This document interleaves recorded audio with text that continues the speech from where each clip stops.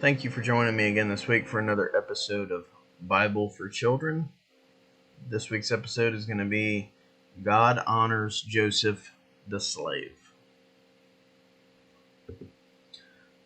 Joseph was wrongly placed in prison by his former master, Potiphar. In prison, Joseph was obedient and helpful. The warden trusted Joseph to organize prison life because God was with Joseph. Prison became a better place for everybody. The king's baker and butler were in jail. "Why are you so sad?" Joseph asked them one day. "No one can show us what our dreams mean," the troubled men replied. "God can," Joseph said. "Tell me the dreams."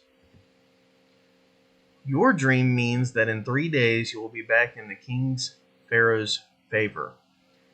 Joseph told the butler, "Remember me and ask Pharaoh to free me." The baker's dream held bad news. "You will die in 3 days," Joseph said. Both dreams came true. But the butler forgot about Joseph until Pharaoh woke up troubled one day. "I've had a dream," he cried. None of his wise men could show him its meaning. Then the butler remembered Joseph in prison. He told Pharaoh about him. Pharaoh sent for Joseph immediately. "Your dream is a message from God," Joseph told the king. "Egypt will have 7 years of plenty, then 7 years of awful famine. Plan now to store food during the 7 good years," Joseph advised Pharaoh, "or your people will starve to death in the famine." "God is with you," Pharaoh declared. "You will take charge in Egypt, second only to me." 7 years of plenty came, then 7 years of famine. Food was scarce everywhere except in Egypt, where they had wisely stored huge supplies. In Joseph's far-off homeland, Jacob's family was starving.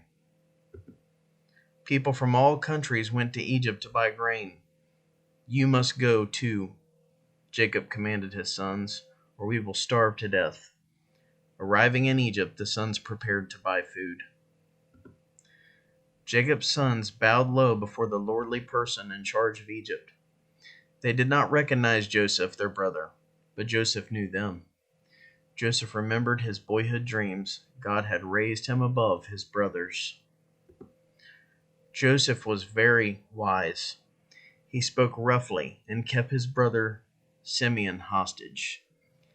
"Take food, go home, and return with your youngest brother," he ordered. "Then I will know you are not spies." The brothers thought that God might be punishing them for selling Joseph as a slave many years before. Jacob and his sons were confused. Our money was returned in the grain, and the ruler said we must bring Benjamin. Jacob would not let Benjamin go. But soon the food was used up. The brothers had to go back to Egypt. Benjamin went with them. When Joseph saw Benjamin, he ordered his servants to prepare a great feast. The brothers were invited. "Is your father alive and well?" Joseph asked. Perhaps he was thinking of how he could bring the whole family together. Joseph also wanted to know if his brothers were really sorry for their sin of many years before. After the banquet, he accused them of stealing. "To punish you, I will keep Benjamin as my slave," Joseph said. "My lord, take my life instead," begged Judah. Joseph knew that Judah, who had suggested selling Joseph, was truly changed. No longer able to hide his love for his family, Joseph sent all the Egyptians out. Then he began to weep. "I am Joseph, your brother, whom you sold into Egypt."